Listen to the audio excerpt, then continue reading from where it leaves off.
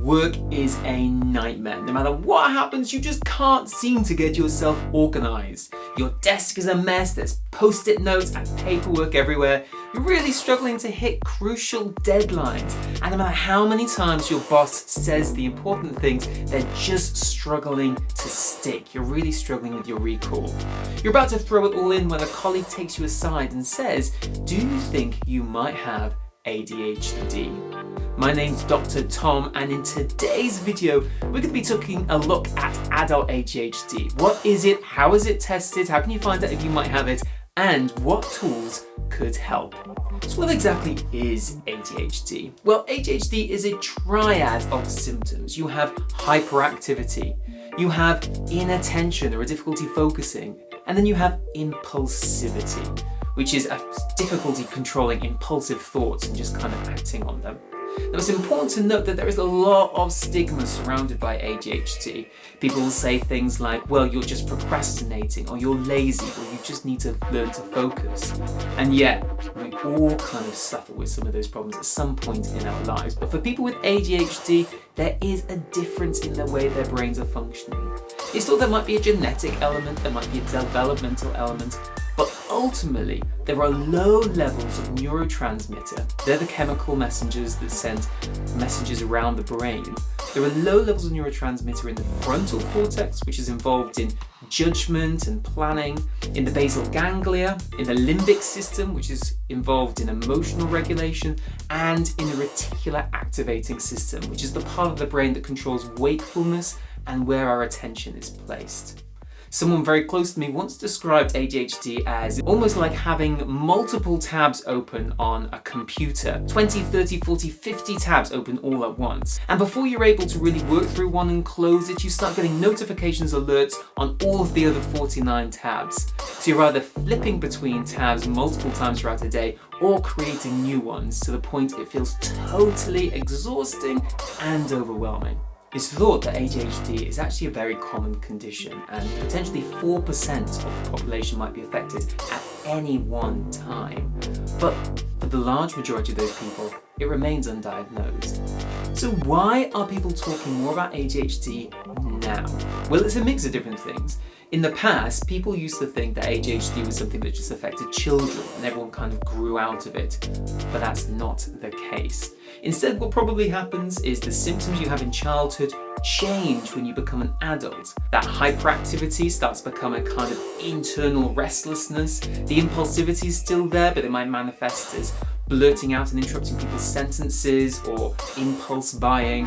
But also as an adult, you start to develop problems with organization, procrastination, difficulties with memory and ease of forgetting. And also, adults tend to struggle more with the emotional aspects as well of ADHD. Adults tend to find that they report irritability, short tempers, mood swings, anxiety, excessive worrying. So the presentation of ADHD in adults is quite different from children.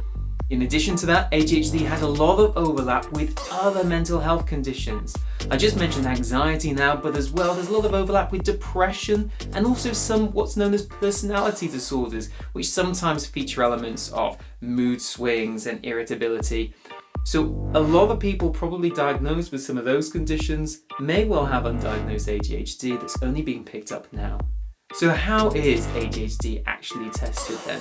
Well, in practice, we use a number of questionnaires which we'll ask patients to self-rate against, probably one of the commonest being the ADHD self-rating scale. Patients work through a number of questions, and at the end of it, it gives them an idea about whether there's a high, medium, or low likelihood of them having ADHD. Critically though, this is not a diagnostic tool. These questionnaires were never designed to diagnose someone yes or no as having ADHD, and I would advise against doing anything like that on the internet. Speak to a clinician, a doctor first, and they'll be able to guide you as to whether those kind of symptom scores and rating scales are even appropriate, or whether there might be other conditions out there that will explain your symptoms. The next step after doing a self-rating scale though is a comprehensive psychiatric assessment. So this will involve an assessment of your development from childhood to adulthood, an understanding of your behaviour in multiple different settings and any behavioural challenges you're having. It will often include what's known as observed observer report, which is where the mental health team will reach out to your school or your employer to get a sense of what they've noticed in terms of your behaviour. And in addition, there'll be a focused history around your family functioning, how you get on in social situations, your educational history, and your work history.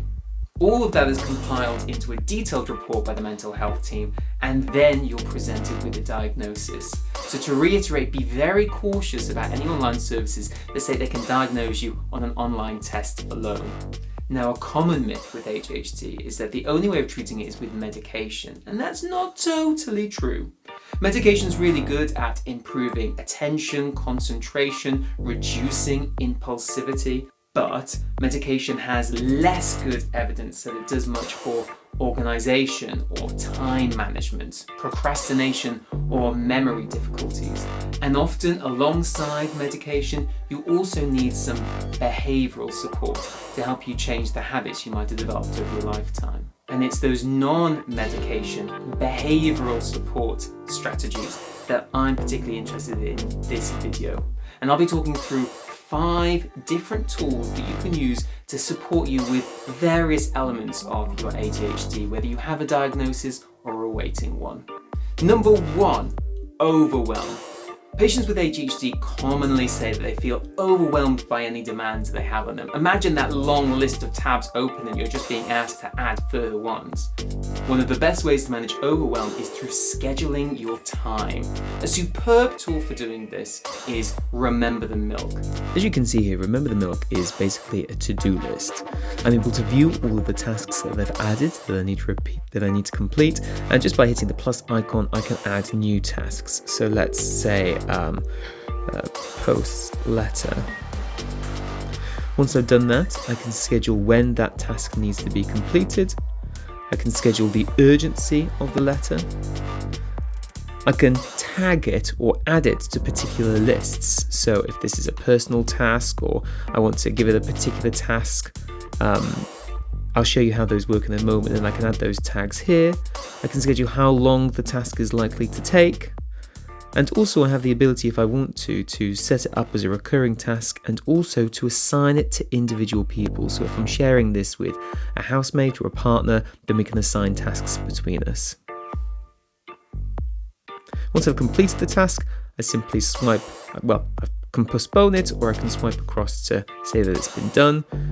And from the main menu here, I can navigate then to my various different lists and tags to see some of those that I have I've categorized. You can also set smart lists. You can't really do this within the app, but there is an accompanying website where you can add smart lists, and those are lists that just have some rules applied to them. So for instance, I set up a smart list that just pulled through any tasks that I had assigned a high priority to. So that's another interesting way of categorizing. All in all, this is a really helpful tool for anyone who feels overwhelmed by tasks in their to-do list. It's completely free to use, but you can pay $39.99 a year. And with that, you get the ability to create subtasks, to synchronize to an Apple Watch, and you can also get mobile phone reminders. But to be honest, none of those features are essential. The free version did most of the things I needed it for.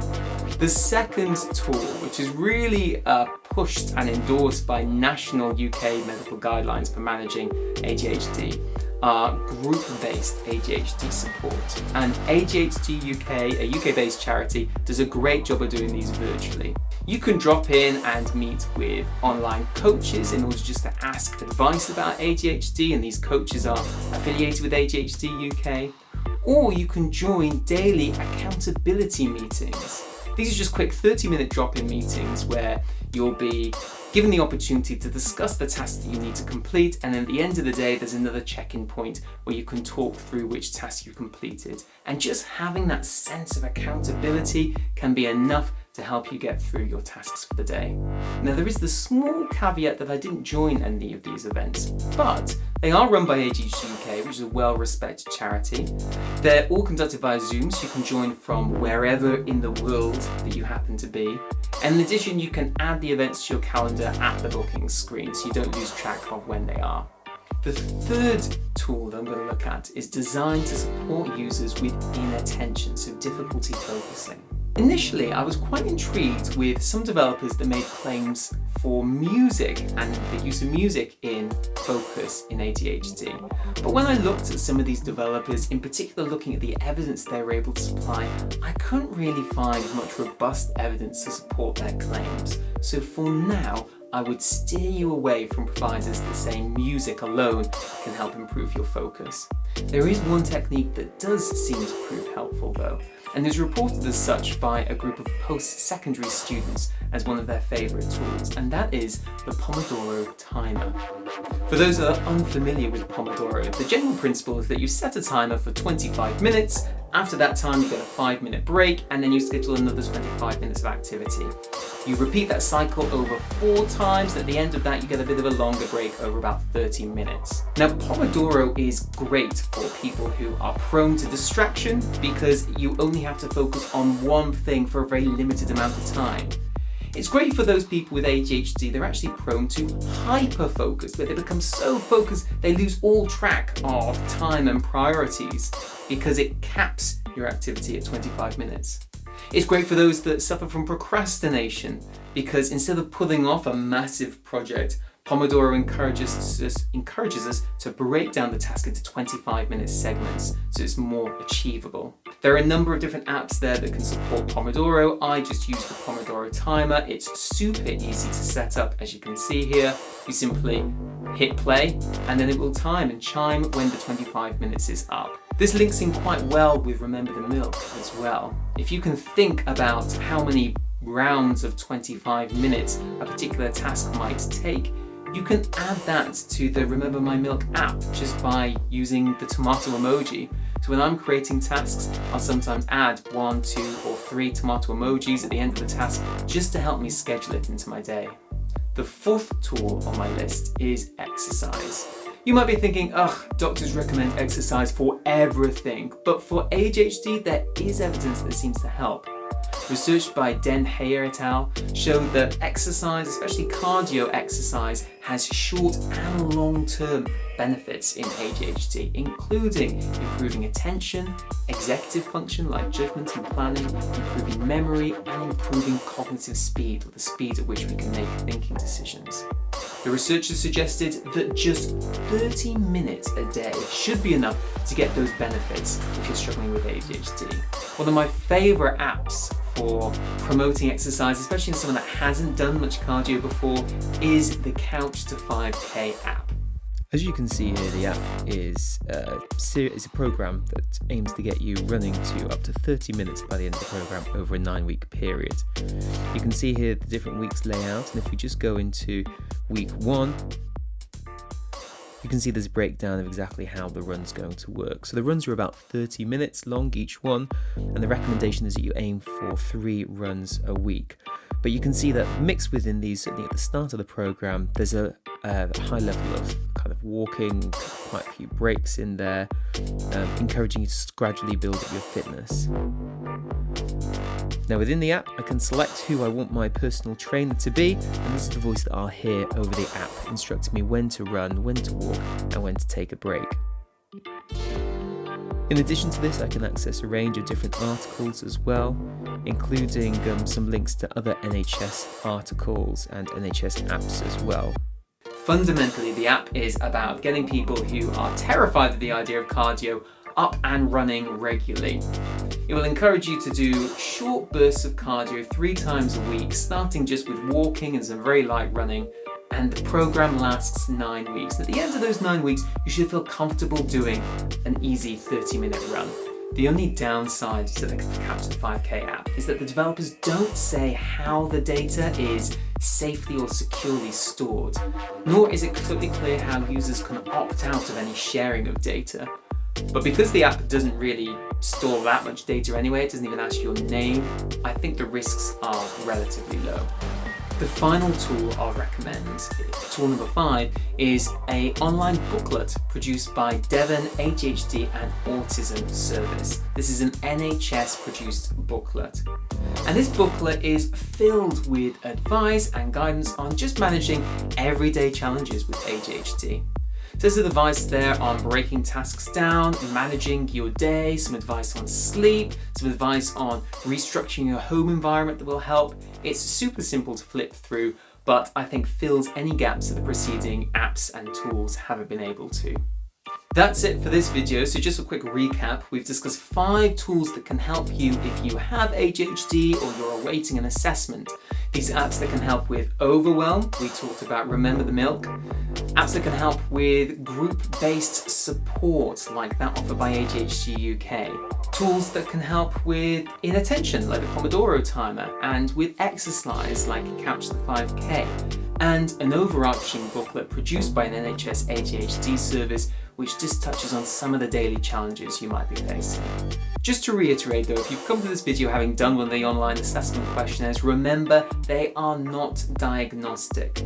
Although there are lots of people that we know aren't being diagnosed with ADHD when they should, there are also lots of people out there now worried about ADHD who maybe have other issues or mental health problems that they need different support with. So definitely speak with your GP or your regular doctors about what kind of support you might need for the problems that you're facing. All the links to the resources and websites and apps that we've discussed today can be found below, along with the subscribe button. So if you like this video, please hit subscribe. You'll see we've got other videos on the channel, more to come, and I would love to have your support. But thank you very much for listening, and see you on the next video.